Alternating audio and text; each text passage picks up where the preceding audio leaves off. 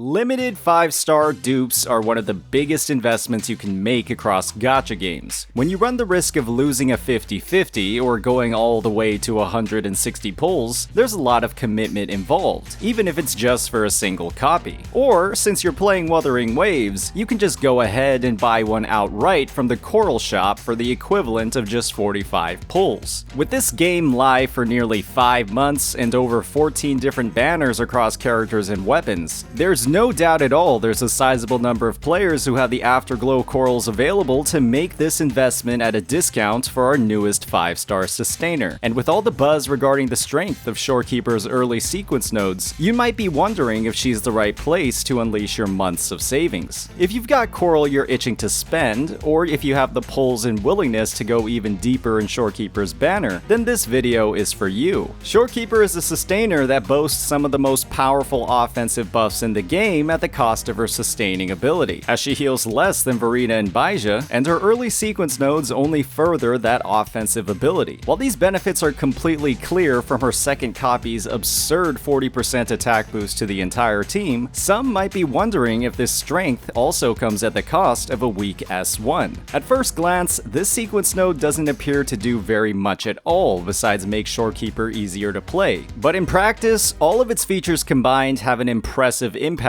on your team's overall DPS. For both the hypercarry teams she always excels in, and also the dual DPS lineups that you traditionally run with Verina. Today we'll be answering a simple question. Does Shorekeeper's S1 make her the best sustainer in the game? To do that, we'll be breaking down all of the advantages provided by this sequence node across Shorekeeper's most popular teams, from hypercarry to dual DPS, and what the big differences are between S1 and S0, as well as the long-term impact this upgrade has for both your present and future roster. As always, if you're enjoying this content, please hit that like and subscribe button. Shorekeeper's S1 at first glance mainly looks like a quality of life buff. An increased range on your Liberation's effect, an increased duration, and the freedom to weave in your highly damaging intro skill without losing its team-wide buffs are all benefits that make her a lot easier to play. This is especially apparent in compositions with Zhongli Yao, whose increased field time as a hypercarry can oftentimes lead to tricky situations where Shorekeeper's buffs, and in turn her ability to access her intro skill, expire before Zhongli has released all 3 of his hypercubes. While this problem can easily be avoided by properly lining up the concerto energy of Shorekeeper with Zhongli's sub DPS, Shorekeeper's S1 gives you much more generous timing across your rotation, allowing you to cast Shorekeeper's Liberation earlier or with lower concerto on your sub DPS without losing any of its effectiveness. However, using her S1 like this has almost no impact at all on your team's overall DPS, especially in other hypercarry teams like Jian's, as the much lower field time on Jian means that its extended duration does little for his damage. However, if you combine Shorekeeper's S0 playstyle of a delayed liberation and maximized uptime with the benefits of her S1, you can really start seeing the impact on your team's DPS. The thing is, that impact is on the sub DPS of your team. This is because at S0, Shorekeeper's enhanced intro skill ends her entire liberation, and in turn those massive buffs to crit rate and damage, while at S1 these buffs will still be active with that extended duration. What this means is that unless you're so absurdly invested that you can clear the boss in a single rotation, Shorekeeper's S1 has a significant impact on your sub DPS's damage potential in hypercarry teams, giving characters like Yinlin, Mortefi, or Sanhua the same exact buffs you'd been stacking on your main DPS. With how Shorekeeper's full buffs activate in a sequence, with the first intro skill used following her liberation granting crit rate and the second granting crit damage, at S0, the sub DPS on your team typically never has these full buffs active, as that would require you to swap off your main DPS in the middle of the rotation, and in turn lose the massive outro buffs that you're slotting the sub DPS in for in the first place. This means that in hypercarry teams, Shorekeeper's S1 is actually a massive buff to your sub DPS rather than your main DPS, giving them actual uptime on the crit damage piece of Shorekeeper's buff. While that uptime won't be huge because you'll eventually recast Shorekeeper's Liberation, it can still make a noticeable difference. The benefits for hypercarry teams are there, but they're not game-breaking at all. The real prize when it comes to Shorekeeper's S1 is how much it impacts both her playstyle and performance in dual DPS compositions. And let me just say that difference between S0 and S1 in these teams is like night and day. S0 Shorekeeper has a lot of shortcomings when it comes to dual DPS lineups.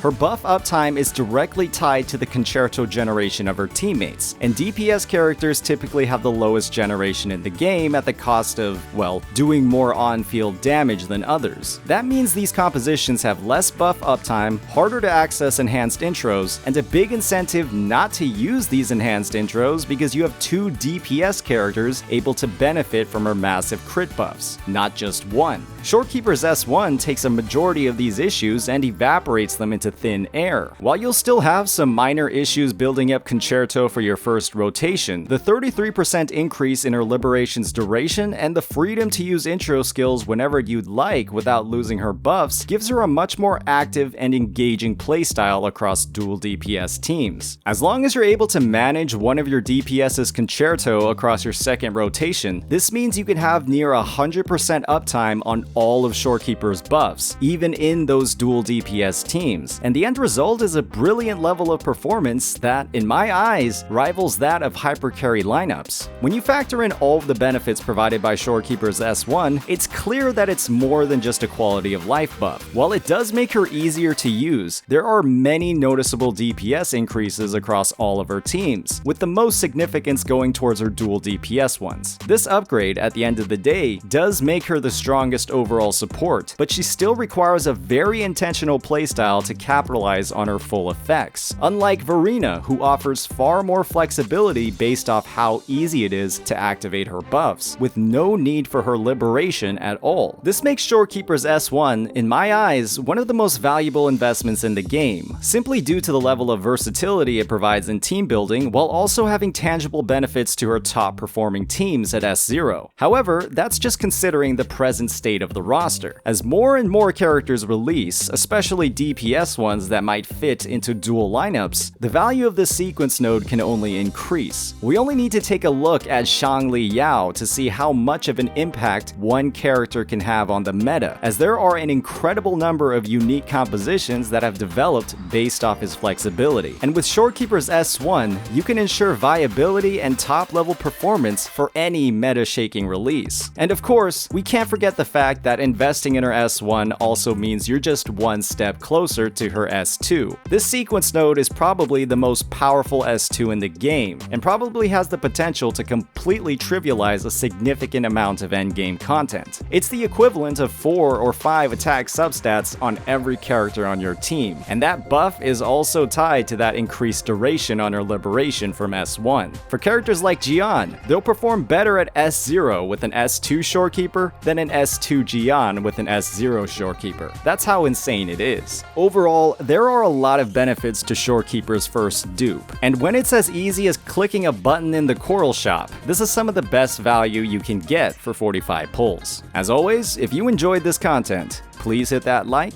and subscribe button. Peace out.